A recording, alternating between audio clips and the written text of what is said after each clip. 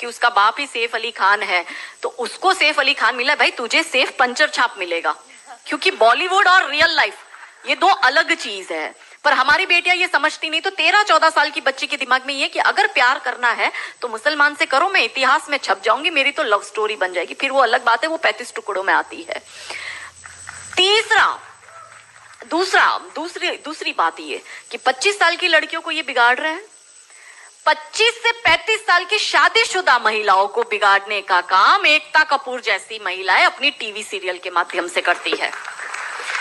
कैसे करती है कि वो अपने टीवी सीरियल में एक महिला बिल्कुल टिपिकल हमारे ड्रेसअप में, अच्छी सी साड़ी, बड़ा बड़ा मंगलसूत्र, बड़ा सिंदूर, बड़ी बिंदी, पीछे अंबे माँ का बहुत बड़ा स्टैच्यू होगा। आप देखना उसके सारे सीरियल में ये इंडिकेट्स होते हैं कि हिंदू धर्म को बर्बाद कर दो। देखिए, कोई भी देश को बर्बाद करने के लिए बम, बारूद, गोला, असला, मिसाइल दागने की जरूरत नहीं है।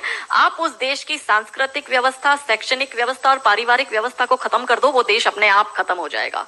यही षड्यंत्र चल रहा है। तो इस देश में महिलाओं और बेटियों के दिमाग को खराब कर दो, क्योंकि हम परिवार व्यवस्था में समझते हैं तो जो बेटी हमारी आज हमारे घर की बेटी है वो किसी के घर की बहू बनेगी और वो दो परिवारों को जोड़ती है, तो उन परिवारों को बर्बाद करने का षड्यंत्र चल रहा है। तो होता क्या है, दिखाएंगे क्या सीरियल में, प्यार एक से करेगी, शादी दूसरे से करेगी, फिर जीवन में कोई तीसरा आएगा, दूसरा मर जाएगा, फिर चौथा पसंद आएगा, फिर दूसरा जो मर गया वो जिंदा हो जाएगा, फिर कंफ्यूज हो जाएगी चौथे के साथ जाओ कि दूसरे के साथ जाओ।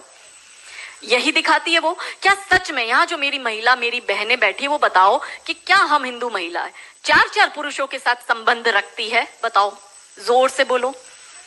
क्या हमारे परिवारों में ये होता है कि हम एक को पसंद करते हैं, हम दूसरे से शादी करते, फिर हमें तीसरा पसंद आता है, फिर हमारा मर जाता है पति, फिर हमें चौथा अच्छा लगता है, और जो मर गया पति वो सडनली जिंदा हो जाता है, फिर हम कंफ्यूज होते हैं हम किसके साथ जाए? क्या हमारी ये वैल्यू है? यही सीरियल हम देखते हैं और हम तालियां बजाते हैं, और हम हमारी बेटियों को भी यही टीवी सीरियल दिखाते हैं। और इन सारी टीवी सीरियल में एक ही चीज कॉमन क्या है, जो सास है वो एक नंबर की नालायक, जो ननंद है वो एक नंबर की नालायक, और ये दोनों बहू के खिलाफ प्लानिंग करेगी। तो अब जो वनरेबल बेटी अपनी माँ के साथ वो टीवी सीरियल देख रही है, उसका दिमाग कैसे खराब होता है, उसको पहले से ही जैसे अनकॉन्शियस माइंड में चीजें कैसे काम करती है, उसको दिमाग में पहले ही बैठ जाएगा कि मेरी सास भी मुझे ऐसी ही मिलेगी। क्यों हमारे हिंदू परिवार टूट रहे हैं? क्यों आजकल हमारी बेटियों को ज्वाइंट फैमिली में रहना पसंद नहीं आता है? उसे शादी के दूसरे दिन अलग होना है। वो पहला फोन अपनी माँ को करेगी और माँ कहती है ज्यादा चिक चिक करे तो तू आ जाना मेरे घर में। हमारे माता पिता ने हमें ये सिखाया था कि तेरी डोली उठ रही है, तू इस घर में वापस तभी आएगी जब तुझे प्यार से आना है, तू तेरी अर्थी वहीं से ही उठेगी, हमें तेरी घर में एंट्री नहीं देंगे। ये हमें बचपन में सिखा दिया गया था। इसलिए आज भी हम जॉइंट फैमिली में रहते हैं, हम ससुराल में रहते हैं। भारतीय सांस्कृतिक व्यवस्था, पारिवारिक व्यवस्था को हमने बनाए रखा है। फिर एकता कपूर क्या करेगी?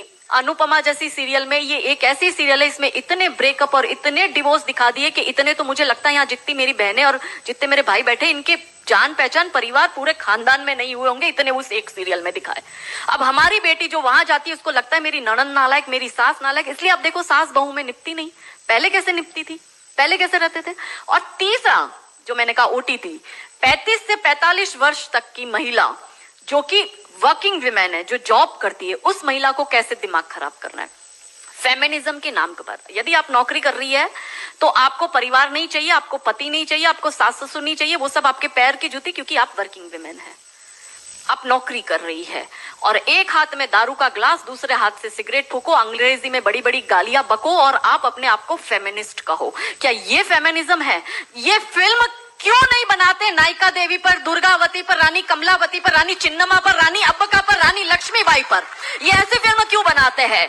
ये बनाए रानी नायिका देवी पर फिल्म के जिसने मोहम्मद गौरी को नपुंसक बनाकर गुजरात से मार के भगाया था और वो 13 साल तक वापस भारत में नहीं आया था। ये इसलिए नहीं बनाएंगे क्योंकि भारत की बेटी को करीना खान बनाकर उसकी कोख से तैमूर और जहांगीर पैदा करवाने हैं। बहुत बढ़िया, बहुत बढ़िया। ये नहीं चाहते कि हमारे देश की बेटी दुर्गा